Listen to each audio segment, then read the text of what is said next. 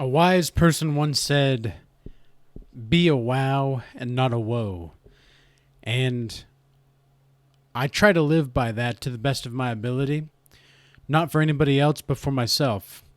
And the reason for that is because I don't want to stay stuck in somebody else's reality or version of what they think I need to be playing in their reality. As the character in Braveheart says, by Mel Gibson, you can ask God for everything that you ever really want. You can ask God for a family. You can ask God for, if you're a woman, you can ask God for a husband. If you're a male, you can ask God for a wife or for a family, wealth, without vanity. You can ask God for anything you want. But if you do not have freedom in your life, it's not going to be any good for you.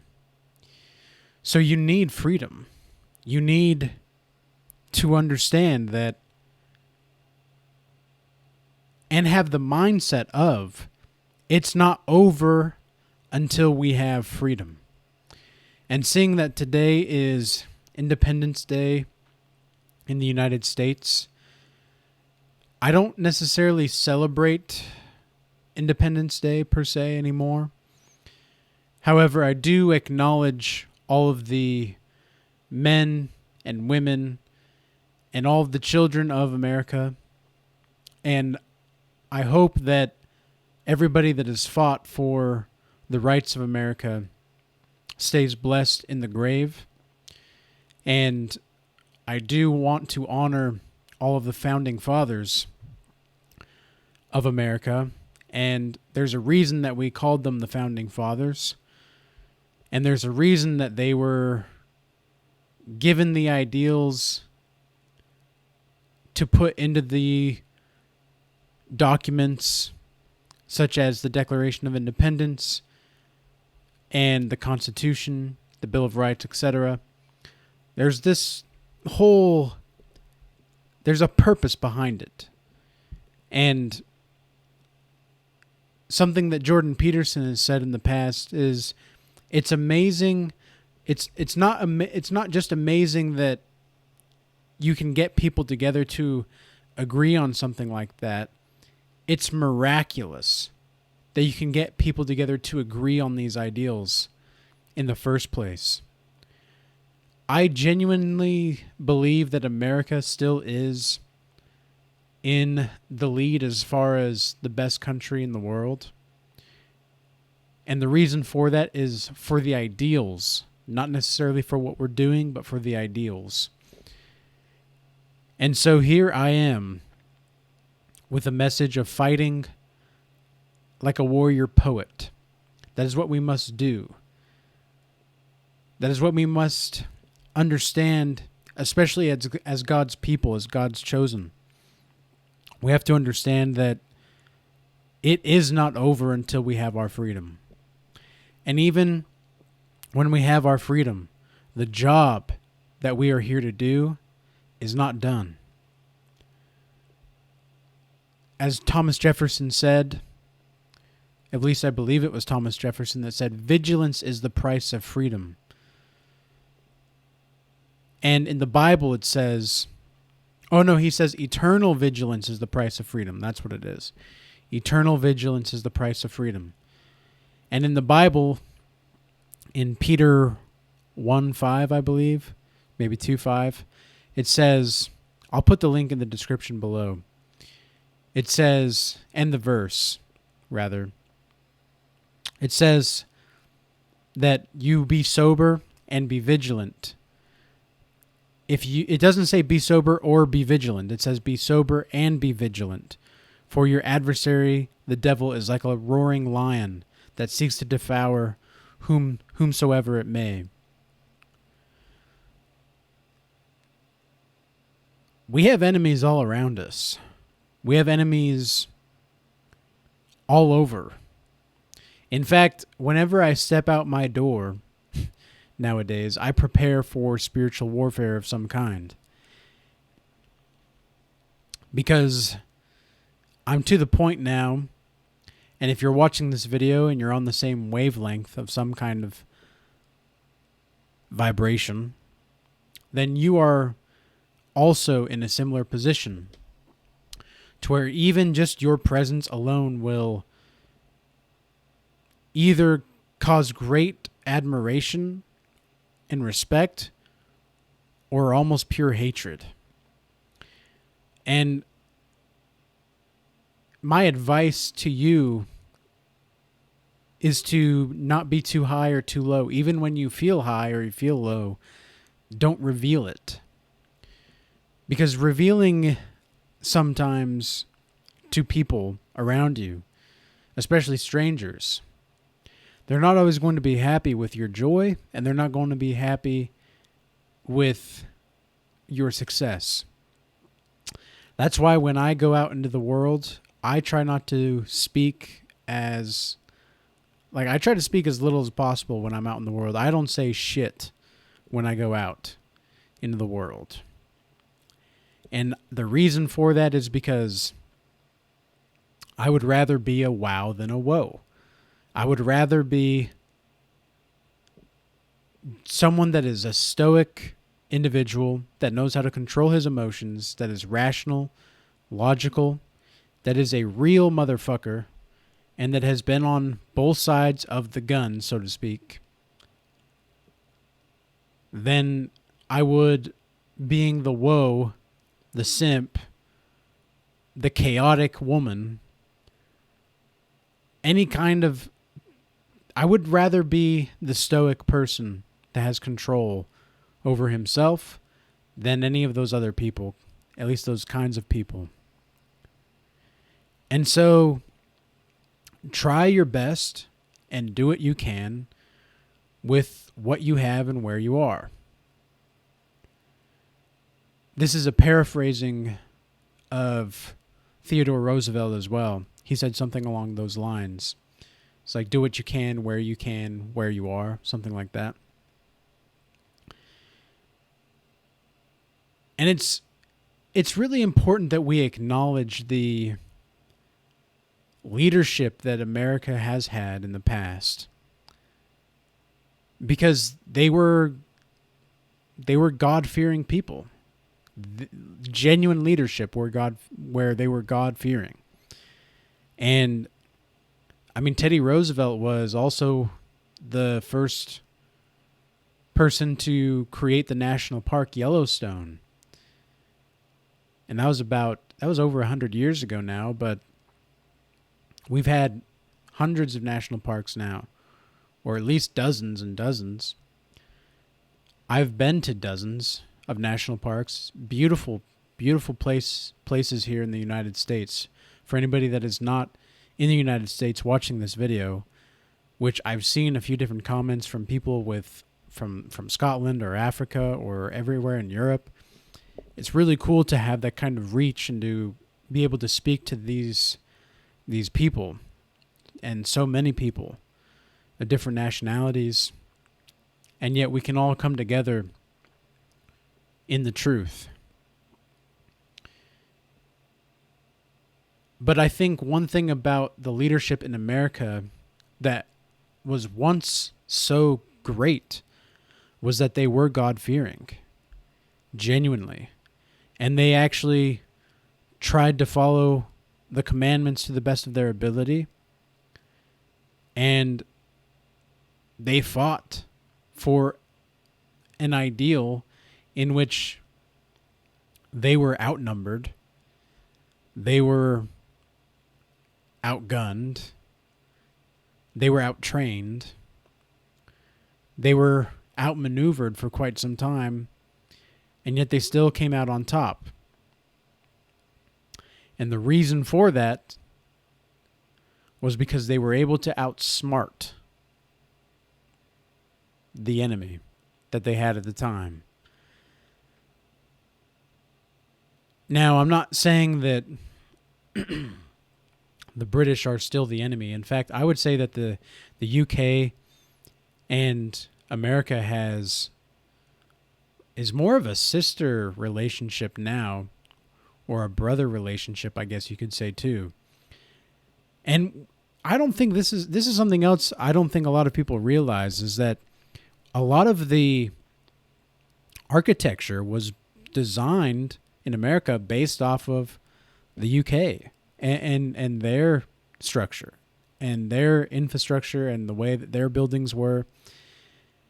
I remember going to New Hampshire a couple years ago, and I guess it was a few years ago now, but I remember going to New Hampshire, and I visited a place off of the coast of New Hampshire where there was just a bunch of mansions.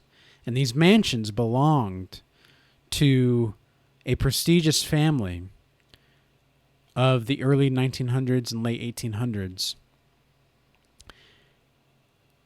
And they were so remarkable to see.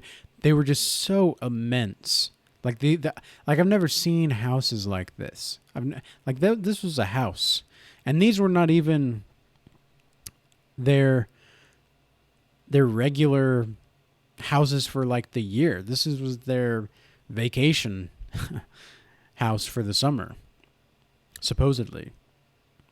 The Vanderbilts. That was the family, I believe, the Vanderbilts, and then, yeah, because they were the ones with the, whoever, maybe somebody can correct me in the comments here, but it was whoever was in charge of all of the railroads at the time. I believe it was the Vanderbilts, but I could be wrong. All I remember is just seeing the beautiful architecture, stunning architecture. But it was funny, in one of the rooms that I went into, they had a gold, like gold room, really. They wanted, the wife wanted a gold room because she wanted to be one up from one of their other family friends or whatever down the road. And so they had a gold room created. And so this room had a golden table, a golden chair with fine gold plates and cups and all of these beautiful, beautiful things that you could look at. And we got to take the tours through these mansions. And I remember thinking to myself, like, wow, this architecture looks really familiar. Like, where have I seen it from? Well, it actually turned out that a lot of the architecture was shipped in from the UK and other parts of Europe as well. And then they had a lot of different paintings and painters, and all of these artists come from the UK and all of Europe over to paint these murals, these beautiful murals. Like the classic paintings on the ceiling where you have like the Roman gods and goddesses, and they have all of it was just a beautiful place, stunning, and worth who knows how much money now. But the point is that we still base a lot of our foundational ideals off of where we've come from, right? We just keep evolving in certain ways. And that's what America was really designed to do. America was designed to give freedom. It was designed not to be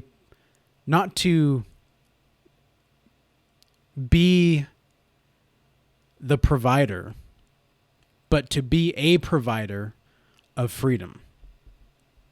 That's what the government was supposed to be set up for. And it's a beautiful idea. And I think that they did the best that they could possibly do. And I still think to this day that it's, as Jordan Peterson said, one of the most miraculous things that have ever happened in the history of ever with human beings. The fact that you can get a group of evolved monkeys together to agree that freedom is the most basic understanding and convention that we should all share is mind-blowing. Like, that's just so cool. It's so awesome. And so whenever I see people around the world and countries around the world that are striving for their freedom, I encourage it. And I also would like to say that your country is like your name to some degree. And in the Bible, it says that Abraham was a father of nations once he came into the truth, right? Something like that. And so that's exactly what I think happens when you come into the truth. You realize that we are really all the same, striving for the same thing as an awakened individual. Like Osho says, the sage, who is supposed to be like the quote-unquote sex guru, but I think it's a lot more deeper than that. He says something that I find very, very insightful. He says that virtue comes about from wherever you increase in your awareness, whereas sin is what happens whenever you decrease in your awareness. So whenever you have an increase of consciousness, you're doing something virtuous. You're following your heart. Your heart is free. But if you're doing something sinful, you are closing your heart up and you're trying to make a deal with your monkey mind, so to speak. And it's not the most ideal. So don't stay stuck in somebody else's version of reality and fight for your freedom spiritually. You have to fight for it. There are going to be days where you don't have to fight as hard, and thank God for that. But there are also going to be days where you're really going to have to make strides. And you're going to have to put a lot of work and a lot of effort when you don't want to. Do you think, what about the Battle Valley Forge, where George Washington was with his troops and so many people froze in the Revolutionary War? So many people froze to death, and they were hungry, they were starving, and yet they still carried on.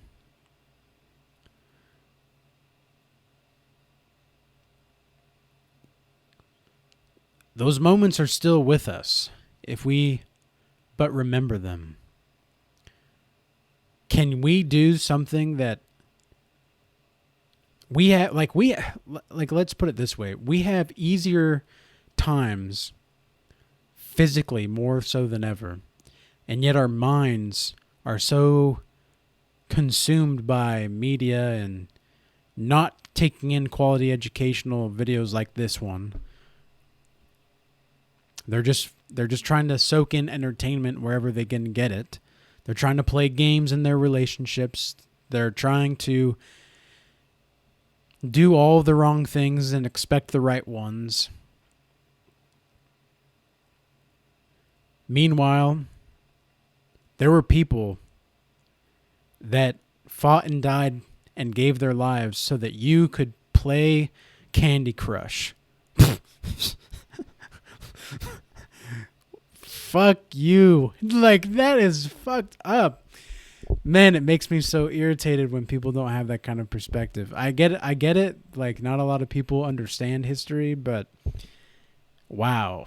It's just, people gave their lives, and for your freedom, and what are you doing now? You're playing Candy Crush while watching TV in the background, sitting on your ass, eating cake and ice cream, because it's the 4th of July. Screw that. I hope you're out there suffering. I was at the gym for way longer than I usually am today because I had the day off from work, my day job. But I still had other things I wanted to do, but I wanted to put in a little extra time on leg day today and made sure that I would be willingly suffering during this day because I know for a fact that if I don't willfully suffer now, I'm going to have to actually suffer later when I do not have a choice. And I'd rather have the choice to willfully suffer so things aren't as bad later on down the road. So with that being said, I hope this message was useful and insightful. And until next time, peace be with you.